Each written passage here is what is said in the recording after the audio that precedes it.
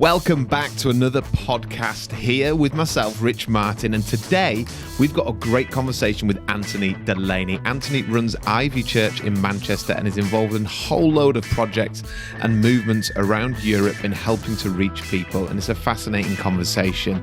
Before we jump into that, I want to introduce my friend Sam Jordan. Sam runs a church in Lancashire, the UK, called Brave Church, and they've been partnering with Compassion for a number of years, and Compassion are actually helping in producing of this podcast. And I wanted Sam just to quickly talk to you about why partnership for them as a church has hugely helped. Hey Sam, it's great to be able to chat to you and know that you guys have partnered with Compassion as Brave Church for a number of years. How has that helped the people who are within your church? Yeah, hey Rich, it's amazing. We've got over 100 kids that we sponsor as a church. Wow. Which is amazing, awesome. Love the work of Compassion, just what they're doing around the world, releasing kids from poverty in Jesus' name. And it's been amazing to actually connect our people in sponsorship with kids. In Rwanda is where we focus. We were able to choose a focus for ourselves. We chose Rwanda. We're making a difference collectively together, which is amazing. And really, it gives our people a chance to activate their faith. You know, James says that faith without deeds is dead. And faith needs activating, it needs an outlet. And as part of the discipleship journey in the life of church, it's amazing to see people invest of their own finance in sponsoring these kids and affecting their families and communities through the local church.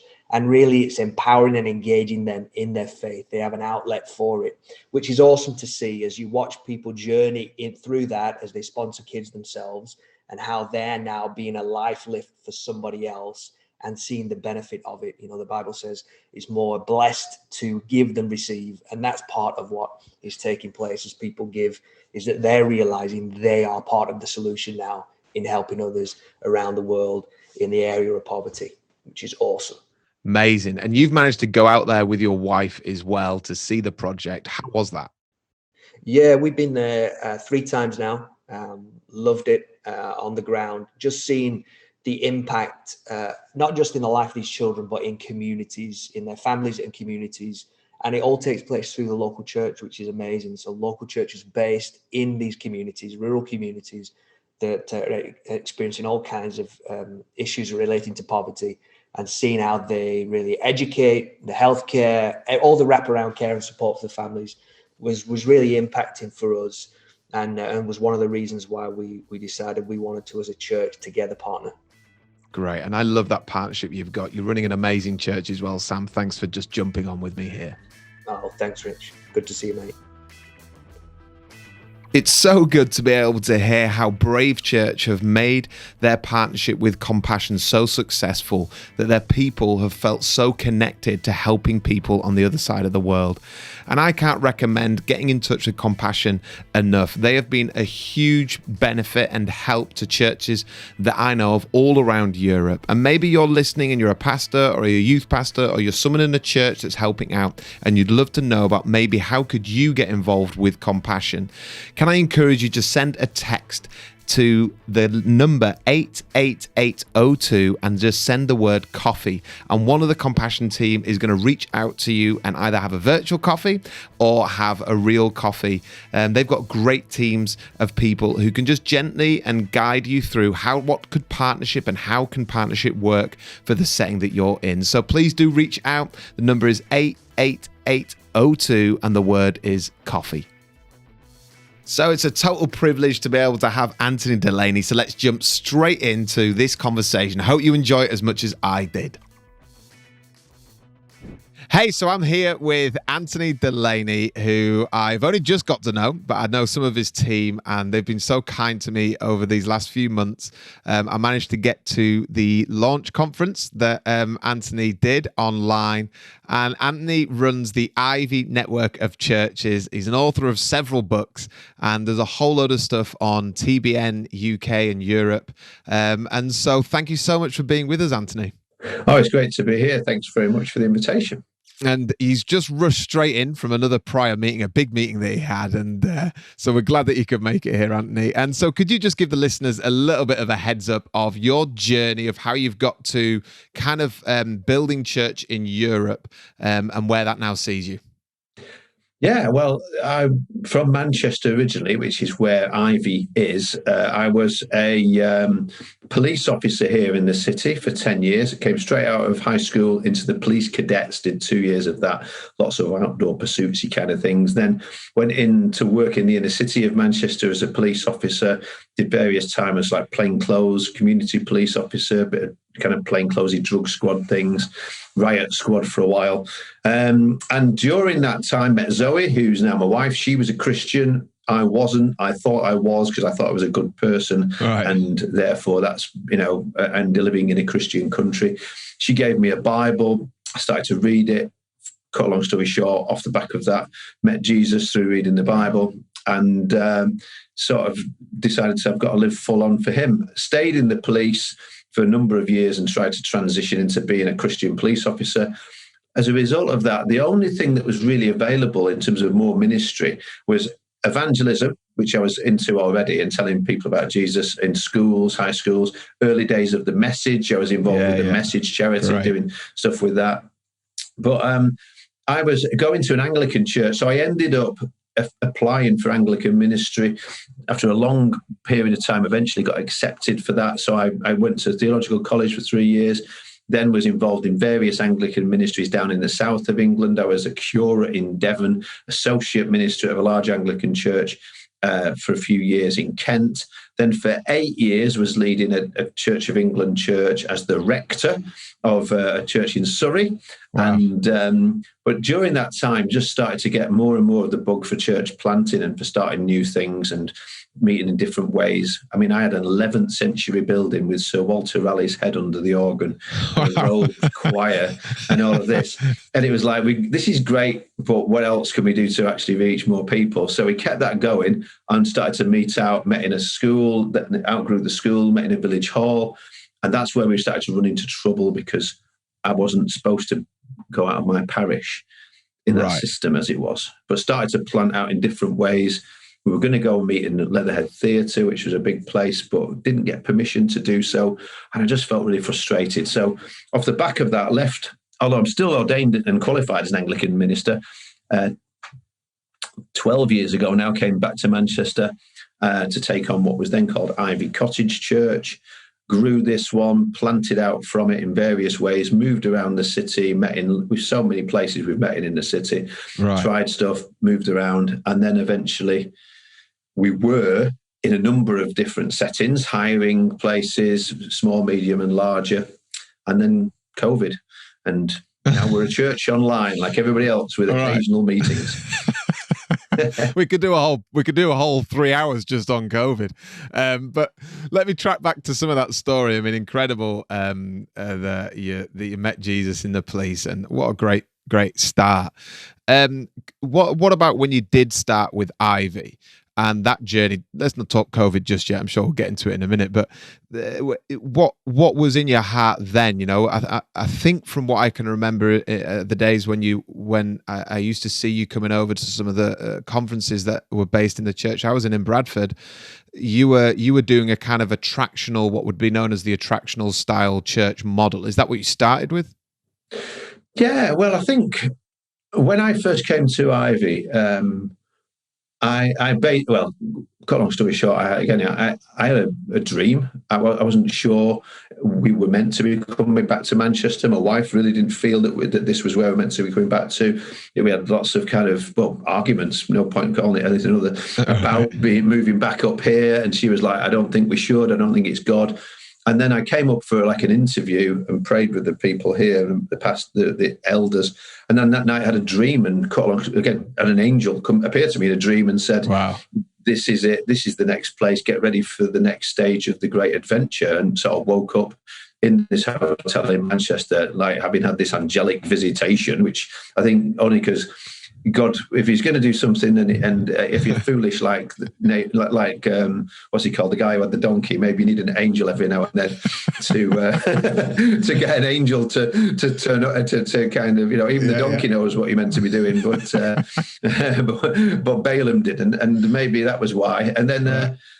But I came along, and from that moment, I knew I was called. The only thing was the church weren't sure, but I kind of had a sense, no, this is God. And so I could kind of be fairly directional. And I said to the people who were inviting me to come and consider being the pastor here, if I come, I'll change things. And Ivy was a great church in terms of unity, in terms of social action, and it was but people couldn't remember the last time anybody had actually given their life to the Lord there, really. And there wasn't. It was more of and it's typical white middle class suburban church, right? And I said, we need to represent the city. We need to be reaching out to everybody. We need to be doing more of this. And I showed, they wanted me to preach a sermon, and I said, I've done one, and I said, that's as good as it gets. I'm not going to preach another sermon. I'm going to show you this video. And it was Reinhard Bonnke, Full Flame. It's this thing where it's like, basically there's two types of church. Right. And it's like a little movie that he made. Okay. And you've got this great big ship, the Corpus Christi, the body of Christ, going through the world. And then the message comes, man the lifeboats, because there's people in the water who need to be saved.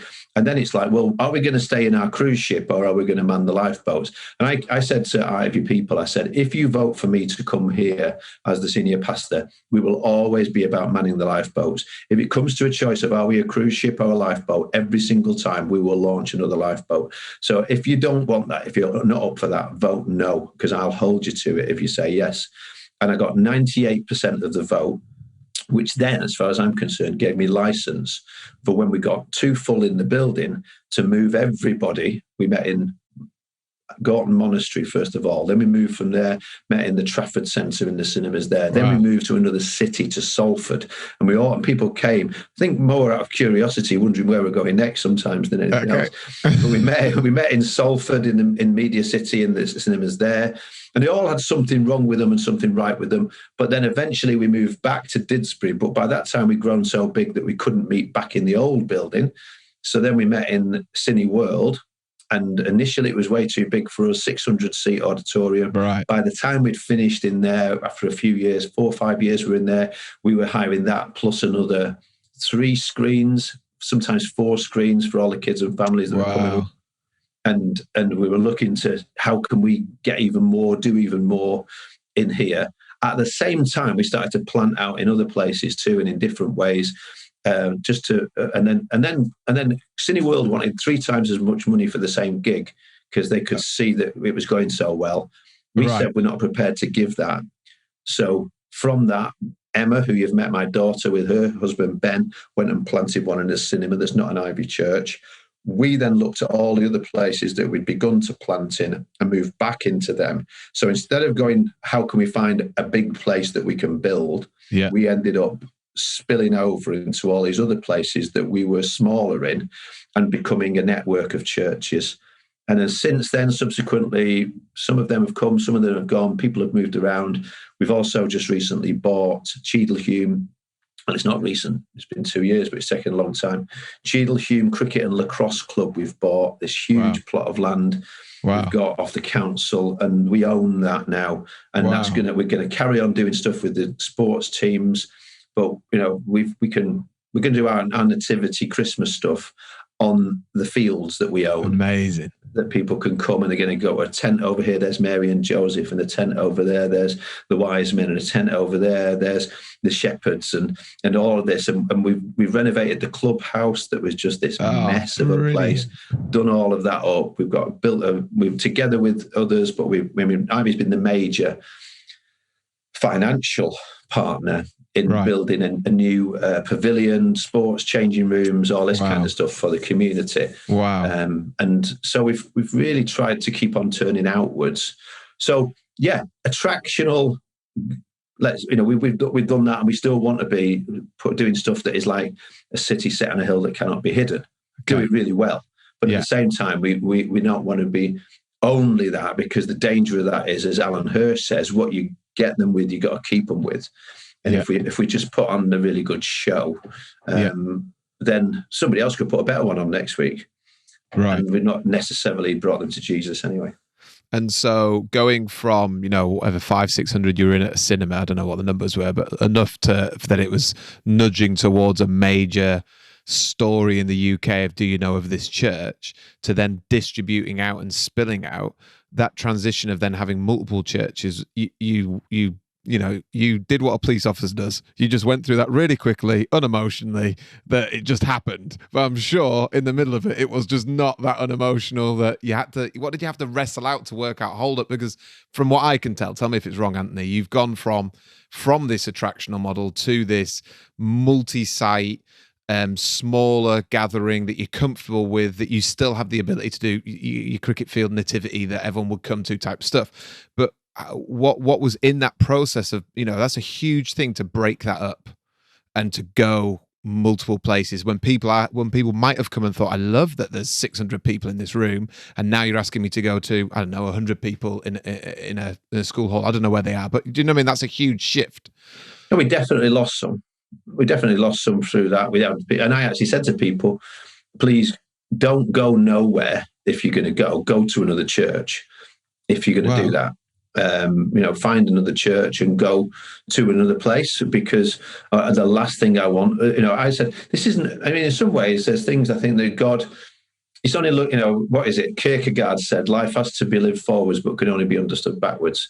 Right. And I think that very often when you look back and you can go, oh, that was a God thing. But at the time, it was just a mess, and it was just frustration with Cine World. It was like, oh, well, how can they want all this? How could they be so greedy? And we're not going to take that amount of money. We could hire the Apollo every week for what they're asking. And there was all this kind of thing going on. Yeah. Trying to negotiate, they wouldn't negotiate. But then a leader has to go, all right, well, what else can we do? Right. As part of being a leader, if you keep on, Edward de Bono, father of lateral thinking. The lateral thinking, basically, the idea is don't keep digging in the same hole. You might not strike gold. Actually, get up, have a look around, and go and dig somewhere else. And I've always had that pattern in my mind. It's like in Scripture. It says Isaac that he prospered during the time of famine. Right. But what he was doing while that was happening was he was digging wells. So. And then somebody came along, he dug one and he got filled in, and he dug another one and he got filled in, and he got another one and he got filled. And he called them all like contention and mither, a good northern word. That's not in Hebrew. But he basically had all these wells that he was just trying to dig a well. He was just trying to have something that, the refreshment could come, people could come to. And he was doing them. And then when something happened, you could sit out crying by the well that's all blocked up, or you can go and dig another one.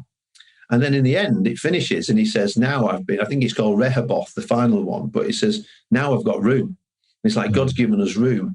And I think that what we're now in, because again, with COVID, we've said we moved from aiming at being mega church in a way. Because once you get over, I think we did have about 1,100 people on the database who would say that they were Ivy people at that time.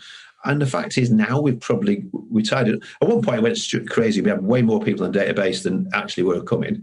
So then we had a really good cut through. I think now we've got about 1,000, but in these different places. But who cares? Because at the same time, the last time I looked, in terms of what we've now in COVID land, we're getting thousands of people watching and connecting from all over the world, and we're trying to pastor that in some way as well as think about what we're doing. And we said we moved from kind of mega as a focus towards multi-site, as you said. But now our move, and again, this is just in reaction to what is happening, is we're moving from multi-site to multiplication, and we're doing that through micro churches as well as wanting to carry on meeting in more medium-sized ways. And I'm not adverse at some point in the future if who knows what it's going to be like. It seems to me that in a couple of years' time, you'll be able to pick up buildings for, very low amounts of money. Right. And it could be then that would be the time for us to be doing more. So even when I say about the Cheadle Hume thing, we've now got a building that has cost us, it's a huge plot of land and two beautiful buildings. And it's cost us, about £750,000. Wow. When there's churches that wouldn't even get started off the back of that. But we're not trying to build a church there. We're trying to be the church there. Amazing. And we've ploughed it into the stuff with the community. And I mean, that's Ivy money. There's a few bits coming from some other grants. So it'd be about £1 million in the end from grants. But we bought the land off the council, who said, this is the kind of, the quote from the council people when we were going for planning permission on it was, this is exactly the kind of project that should be happening where the people and the council and the church come together for the benefit of everybody. That was a quote on the planning thing. They gave us the land for £1,000 a year for the next 125 years. That's so good. So it's like, but if we'd have stayed in Cineworld, we'd never have bought that. No. So you have this really high tolerance for changing methodology. Even just you've just whipped through huge amounts of methodology change, even just with COVID and where you might be going. How much value do you put on the methodology?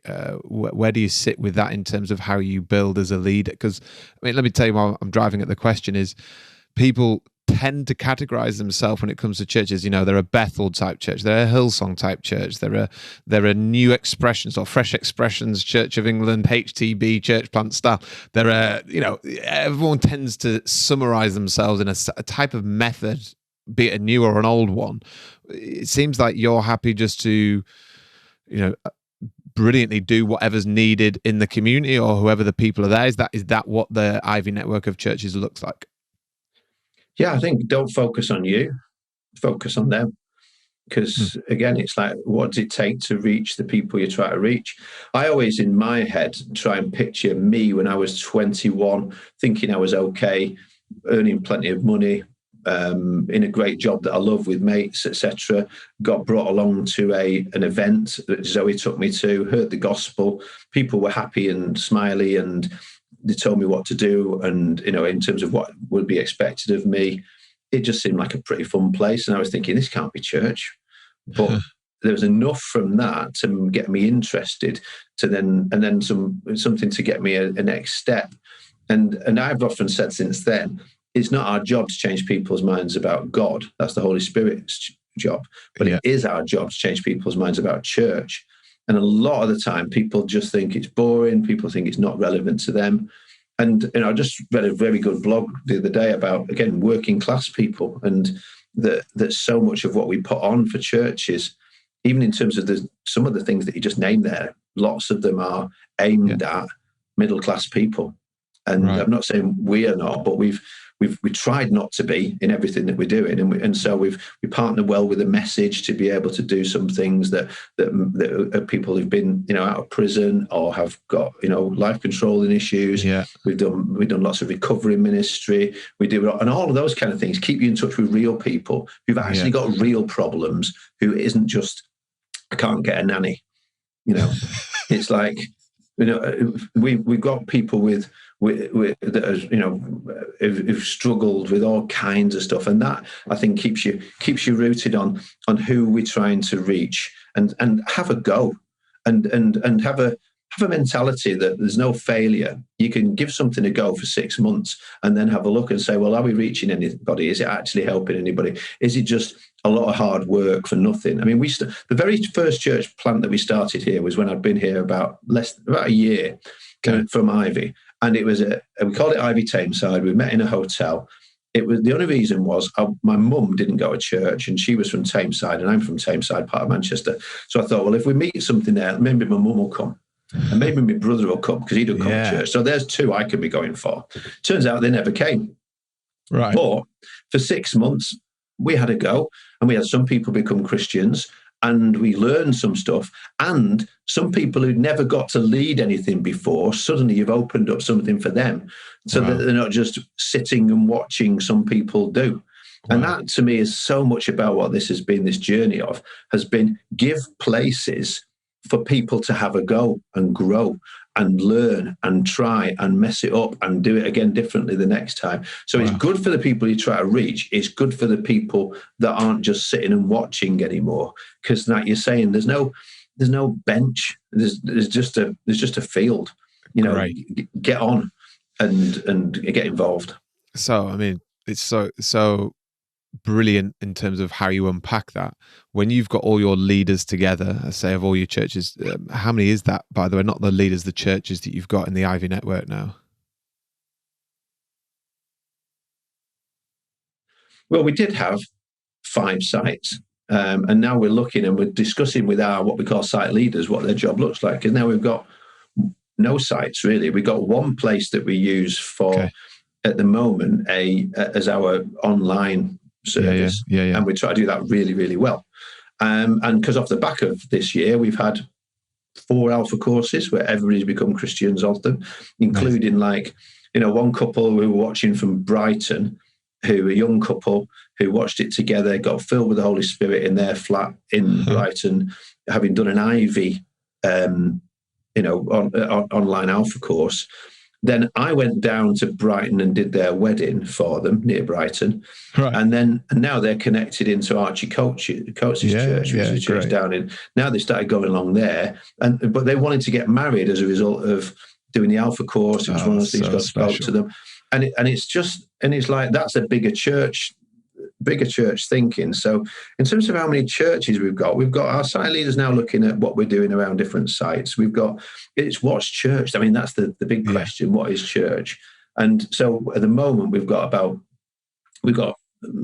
40 odd people who are doing micro church training. Most of them are Ivy people who may, by the beginning of next year, go and launch an expression of some kind of church to reach somebody and some bodies near them. There's people from around near to the churches, but also people in Cheshire, somebody in Wales, somebody down in Devon who's doing that. And that's the first iteration of this. And I'm convinced if we opened it up again, we'd get another 40 as soon as we've finished.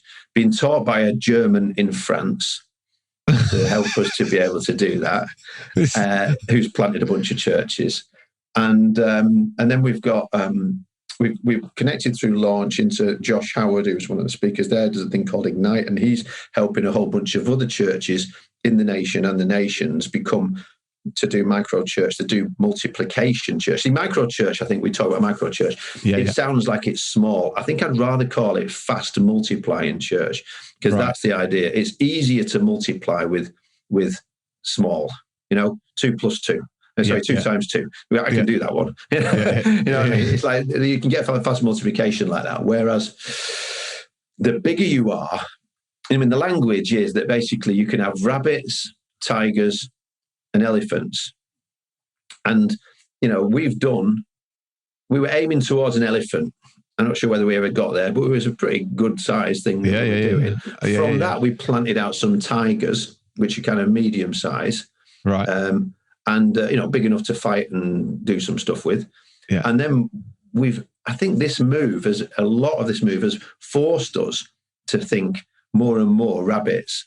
How do you get the right people and encourage them to just I want to reproduce you. I want to reproduce the Jesus I see in you. Right. Is worth reproducing in your neighborhood, in your networks, in your workplace, at your school, around your street, with your friends. Wow. So how can we help you to reproduce that? Because when you are telling people about Jesus, praying with them, breaking bread together, having some form of worship, that's church. That's building down the road that doesn't meet anymore, but except for doing yoga. That's not church. Right.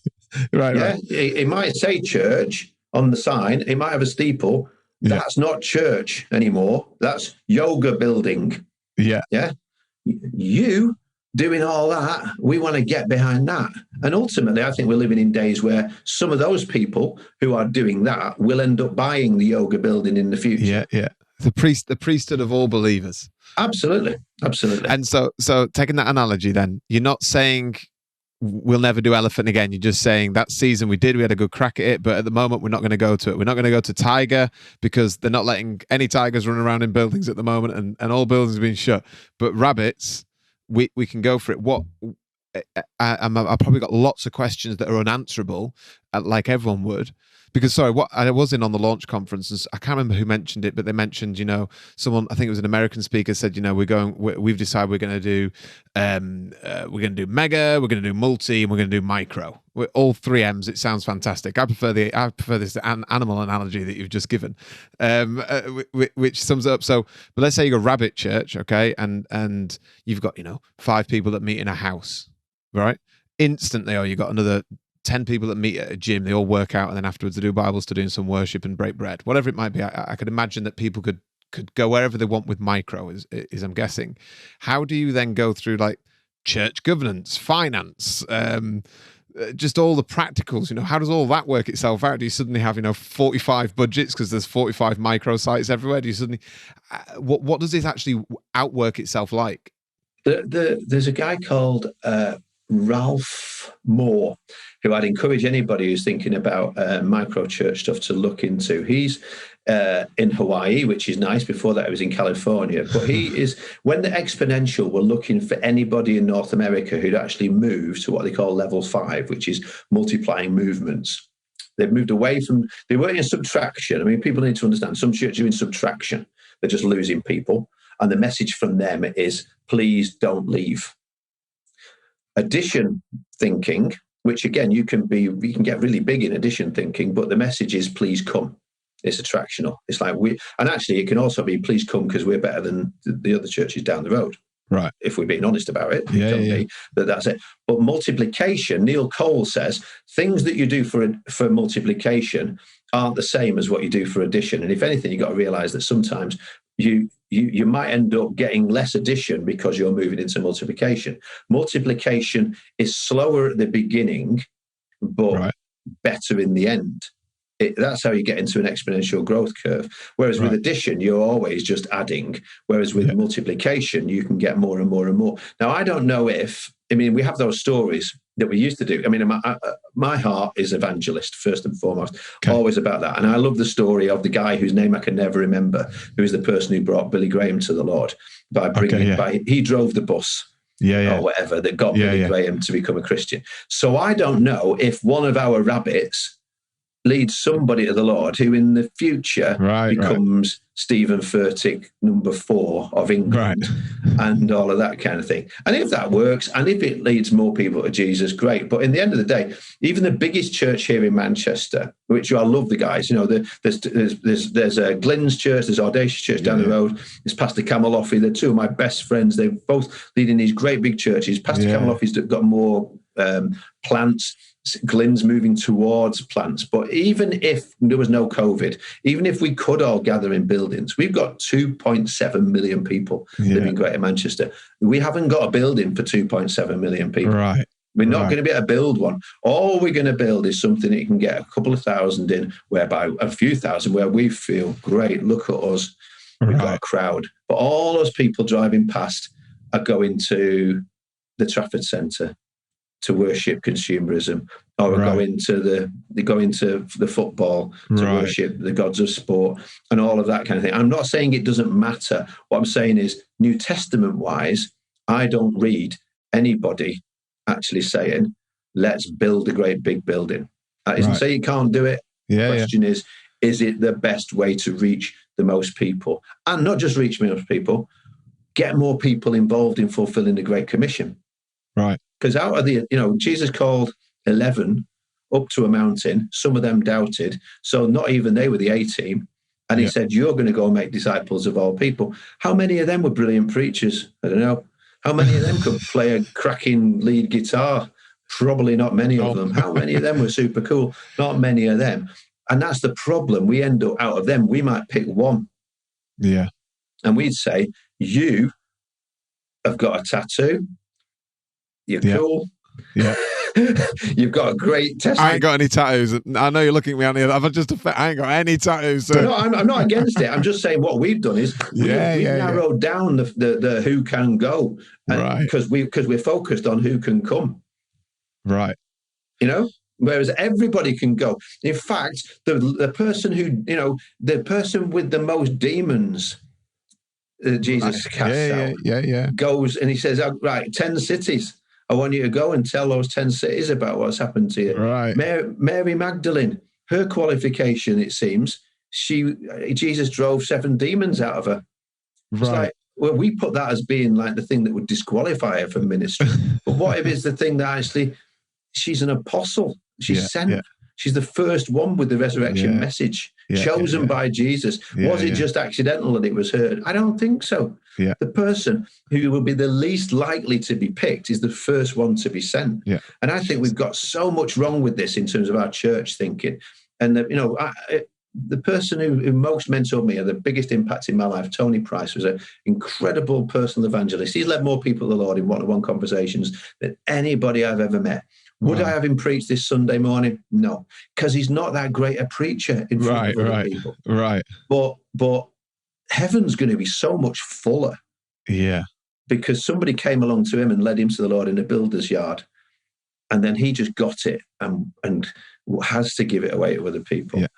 You know, which is amazing. This whole empowerment of the body go out and do it. The body. The question I want to ask, I mean, I'm asking you lots of questions, Anthony, and we're not answering them all because there's so much depth to it. I totally get it.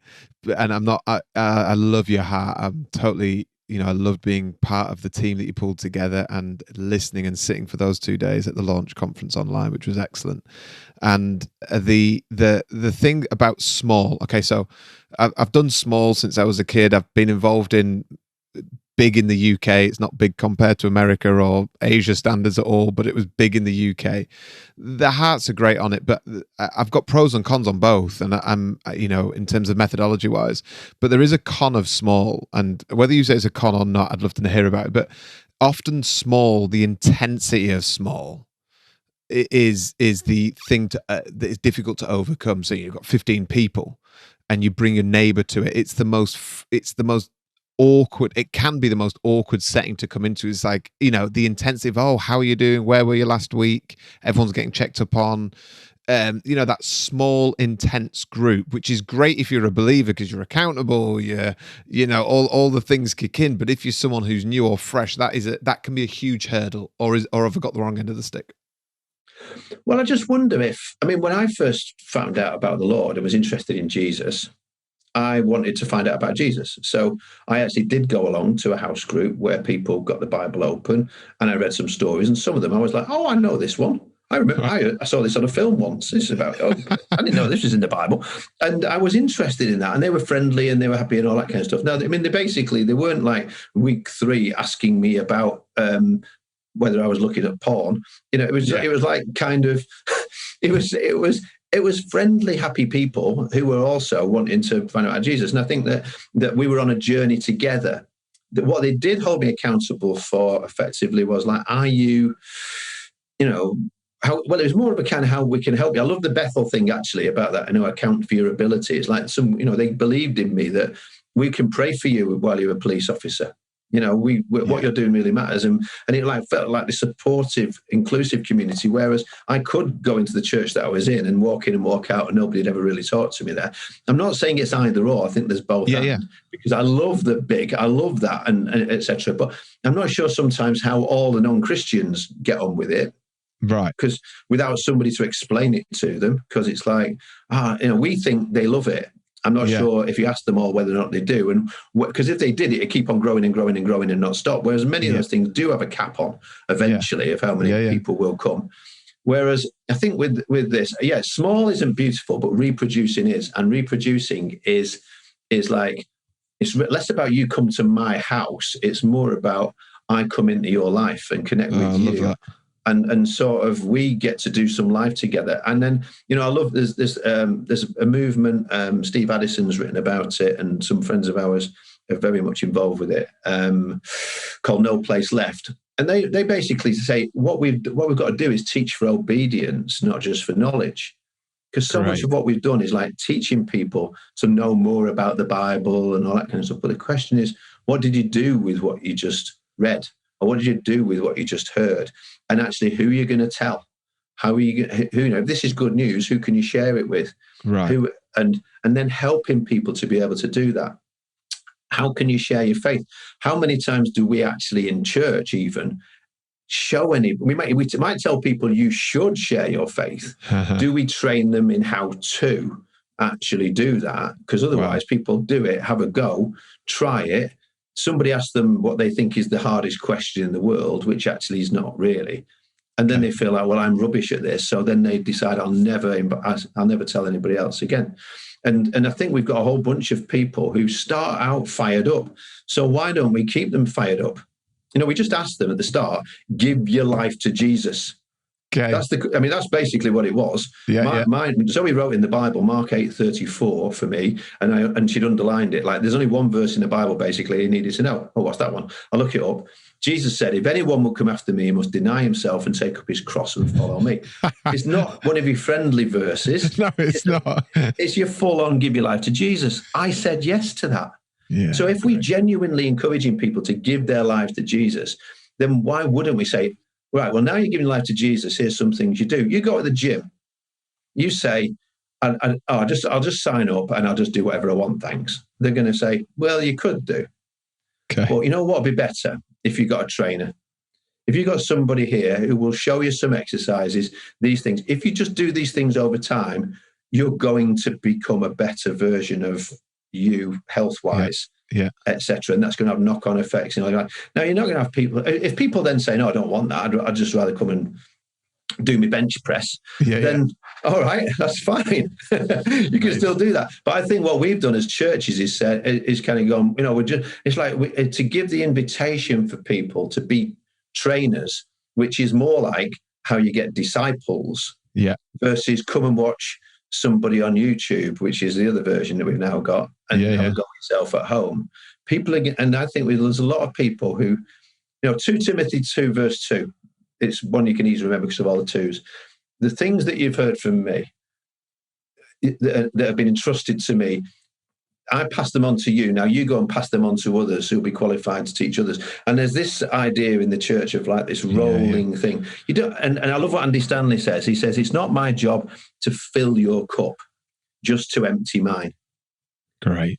So I can't give you everything, and I'm not, I don't know about all that. I don't know about that, but I can share you this, or I can tell you about when my marriage was a mess, or I can pray for you, or I can, and all of those life on life things, you get a lot of more reality, and I think people are looking for reality. Yeah. And so, how have your team and your leadership navigated through, changes that you weren't expecting, COVID, new concepts of micro church, the ability to look forward and say, okay, well, for the next 3 months we're going to do this. What's the good that's come from it? What have you seen? Because you've moved from, a very much culture-dominating control model. I use control in a good way, where you're able to control the feel of a building, control how everyone comes in, control how the service flows, to essentially now, you've just unpacked this, go guys, go do it. And, I don't imagine you've got X amount of reports on your desk on Monday morning telling you exactly what went on, and everyone's giving to a T. I don't, from what you're telling, it seems very, very freeing of what you've just done, and trusting. I'm sure you've got amazing systems behind the scenes to help back up all of this, but what's the good that's come from it? What have you seen come out of people? I think control's an illusion, and leaders sometimes want to project that everything's in control. I think this year, if anything, has taught us that we're not in control of much. As soon as COVID happened, I basically did a talk from the first Sunday when we couldn't meet online, and said to everybody, now is the time when we find out whether or not you're actually a disciple or whether you've been just coming along. So And we're going to empower you and equip you if you're willing to do that for the church that meets in your house. I showed them from Acts all the ways in which the churches met in houses, and said, if you want to do this, go and get some anointing oil. I'm going to anoint you to be the leader of the church that meets in your house. And I'm going to pray for you to be energized in that. And our job, if Ephesians 4 is true, and it is to equip you, the saints, to do the work of ministry. And that's what we're going to even more do this now in the future. Wow. We've got to let go of some control over that. But actually, when we started thinking at the end of the year about multi-site and about microchurch and inviting people, we had so many people like, this is what I've been waiting for. This is actually what I signed up to be as a Christian all that time ago. And what, you trust me? And actually, you think you've seen something in me that's worth replicating. That's awesome. And I think people will rise to the level that you see in them.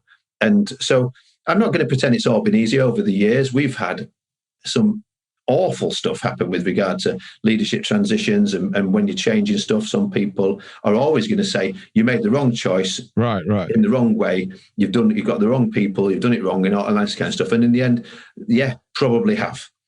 There's all kinds of stuff we've probably done completely wrong on the way to try to do it right. But I try and be honest about it and say, all right, well, we want to learn from the mistakes and pick ourselves up and keep going, rather than just sit there weeping again about it. But keep moving forward in the direction of the last thing God told you. Yeah. And guess what? He unrolls stuff. Since I first came to Ivy, one of the things that I said to the church was, I think that the will of God for us is often it's an unrolling scroll. It's not some big map that he rolls out in front of you and says, these are the things that you're going to do. Because to be honest, if he showed us those things, we'd run a mile. We'd be scared to death. We'd be like, that's way too big. That's ridiculous. Go and get somebody else. Whereas, so what he's done instead is he'll give you a couple of lines and say, well, just trust me to do that then. If you do that, while you're doing it, suddenly you look and it unrolled a little bit more. And guess what? It keeps you close to him. Because he's a lot more bothered about being with him on the journey than where even he gets you to in the end. And I think there's that sort of thing. So, and I think that's, we've ended up with most of our leaders over the years have kind of got that from us. We've had people who've left and gone and planted and started other stuff and are doing various kinds of ministries too. The goal is not keep everybody. The goal should be reach everybody. Brilliant. And, I've often said since I came, if it ever comes down to a choice of whether we will try and keep people or try and reach people, we're always going to be about reaching people. And that's what we aim at. Because if you want to try and keep people, you're in subtraction. You try to please people. And Paul said, if I was still trying to please people, I couldn't please the Lord. Some stuff that we've done will be deeply unpopular with some people, especially if you want to keep the status quo. But they were never my favourite band anyway. Oh, Anthony, I want to say a huge thank you. You give a voice to, I know, a lot of conversations that I'm in with different people, be friends or the church community. They are looking for new wineskins, and we can all see that God is pouring out new wine, and we're on the verge of new wine being poured out, and the old wineskins are creaking, and COVID fast forwarded that ability to see the cracks, and there's this new wineskin. And I think, what I love about listening to you, and I had the privilege of being in 2 days of the conference and hearing a new tone that I've not been around for a long time, is that you don't slate the old. I think I grew up where whenever there was a new wineskin movement, I came out of the Anglican church as a little kid, Catholic church actually, then Anglican church, and there was a brand new, new church that was planted in York, and it was all to do with the charismatic movement. And then, other things throughout my journey of building churches, I often saw or heard, whether it was the right hearing or not, but it's what I heard, was for people to validate the new, they would have to trash the old. And so it was, they would trash the way the buildings were, and we want to do something new, and it would give validity to the new. And I think what I love about listening to you and the friends that you've brought on your platform and other people that you've exposed us to is that they're not trashing the old. They're able to say, hey, there's some amazing stuff that's gone on with some of the stuff we've done with church, but look, there's a new thing that's happening, and you give a great voice to it. And so a huge thank you for doing that and making it incredibly normal and achievable.